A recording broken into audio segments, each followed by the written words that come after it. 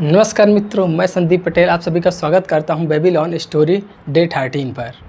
हम बात कर रहे थे कि मेथन अपने दोस्त को समझा रहा था कि कहां पे इन्वेस्ट करना चाहिए, कहां पे नहीं करना चाहिए। उस स्टोरी को हम कंटिन्यू आगे करते हैं।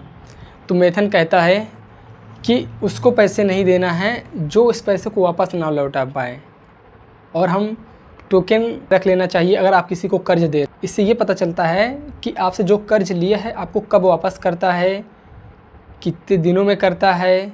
जल्दी करता है तो उसका क्रेडिट अच्छा है, मतलब वो पैसे ईमानदार है, वो अब पैसों का अच्छा से इस्तेमाल कर रहा है। जो मेथन है वो कह रहा तुम्हारे पास राजा के द्वारा दिए गए 50 जो सोने के सिक्के हैं। मेथन कहता है तुम्हारे पास इतनी मेहनत से 50 सिक्के आए हैं।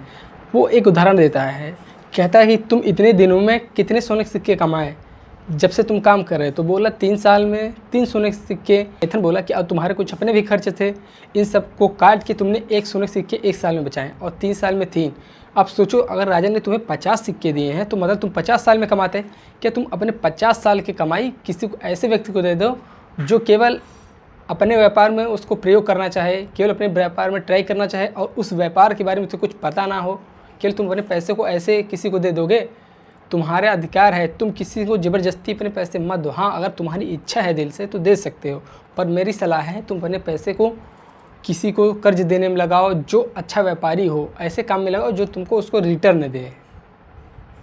सोने से और सोना बनाओ। वो कहता है तुम मेरे मित्र हो, मैं तुमको फ्री मतलब मुफ्त में सलाह दे रहा हूँ और आओगे फिर से मैं तुमको सलाह देने के लिए तैयार हूँ, पर अपने पैसे को ऐसे व्यक्ति को मत दे देना जो तुम्हें एक झटके में गरीब बना दे। तुम्हारी ये समझो 50 साल की कमाई है, उसको तुम अच्छे से इन्वेस्टमेंट करो उसका, ताकि तुम आने वाले जीवन में तुम खुशियों से तुम्हारा परिवार और तुम जी सको और बुढ़ापे में तुम्हारा काम आएगा। आशा करता हूँ ये मेथन और जो रोडन की कहानी थी आपको पसंद आई होगी, क्योंकि इसमें बताया गया है कि कैसे आप अपने पैसे को अचानक पाते हैं, उपहार या कहीं आपको लॉटरी लग जाती है तो आप ऐसे धंधों बिजनेस में लगा देते हैं जहाँ आपको पता नहीं रहता है।